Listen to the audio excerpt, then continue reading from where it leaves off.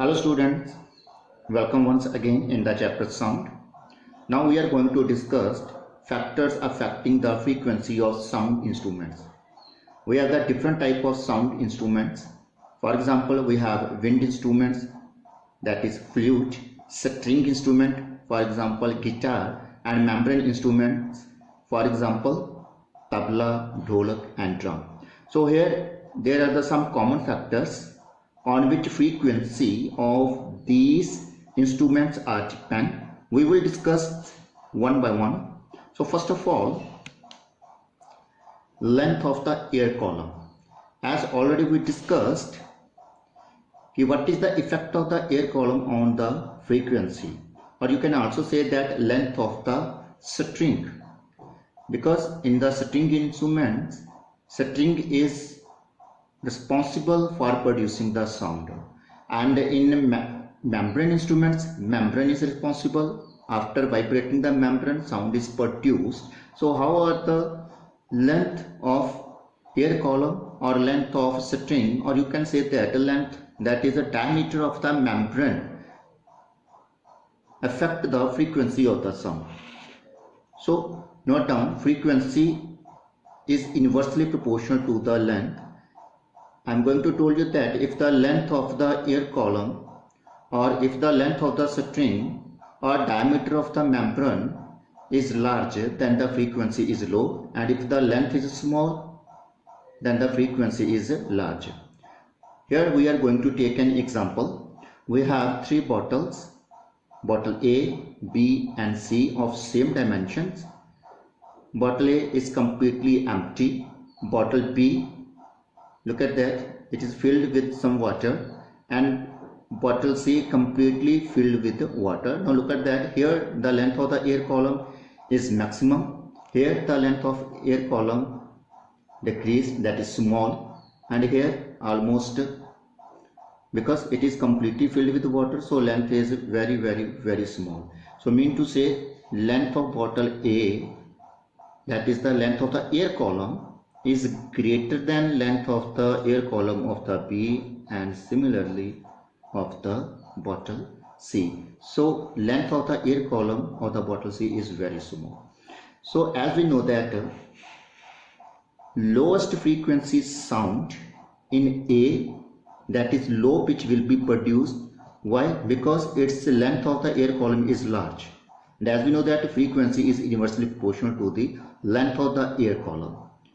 And in bottle C, the length of air column is very small, so higher frequency of sound in bottle C will be produced, mean to say high pitched sound also produced. Similarly, in the case of a guitar, we have two strings in a guitar having length L1, that is small than that as comparatively with the L2 of the same material and of same thickness. Now look at that, L1 is less than the L2, and as I told you, frequency is inversely proportional to length. So mean to say, if the length is small, so L1 is small, then the sharp or high frequency, or you can say that high pitch sound will be produced. But where the length is large, frequency will be small and small pitched sound will be produced. Here we have the two drums, one is A and second is B. This is the membrane, and it has the diameter, that is D1, and this drum has diameter is D2. Now look at that, D1 is less than D2, so the drum with the small diameter will produce high frequency sound, high pitched sound, or you can say that sharp sound will be produced. But with the large diameter, drum will produce the low frequency sound. So this is the effect of the length on the frequency of the sound instruments, whether it is membrane instrument, whether it is a string instruments, or whether it is a wind instrument. Now the second factor is tension. Tension means tightness, stretching of the string or membrane. It is a type of force generally produced in a string, or you can also say that in the membrane. So if the tension is large, frequency is also large. We have an example suppose that we have two strings of same length and we are applying some forces on both of the string but in the outward direction. We are pulling in the outward direction. Here we are applying 100 Newton and here 500 Newton. So what will be happen? Where the force is larger, then the tightness, or you can say that tension becomes large, and here the 100 Newton force, so it means it's a tightness, or you can say that tension is small. So according to formula, frequency is directly proportional to tension. So in this setting where we are applying the 500 Newton force, its tension becomes very large, so its frequency will be large. So you have noticed that like in a guitar, they are providing some knobs at the top, that like a screw. They are tightening before playing the guitar. They are tightening the screws or knobs so that the stretchness, that the tightness, or you can say the tension become larger, and the frequency or sharpness of the sound becomes very large. In the membrane instruments, also they are providing on the sides strings, and as well as there are some metallic rings, so that we can stretch the membrane. So more will be the stretchness, that is the tightness, the tension becomes large and the sharp sound will be produced. So frequency directly proportional to the tension. Now the third factor is the thickness. Frequency is inversely proportional to the thickness.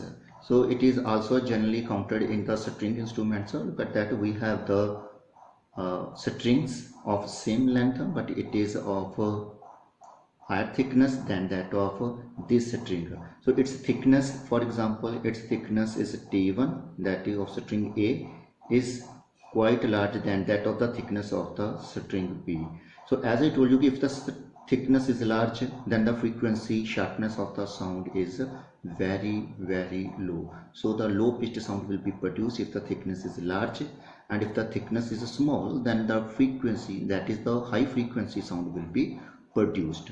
So it is affect the frequency. So that is the thickness. So the sharp sound will be produced with the thin string, and low frequency sound, flat sound, will be produced with the high thickness of the string. And the last factor is the linear mass density. You can simply say that density. It is generally also in the string instruments.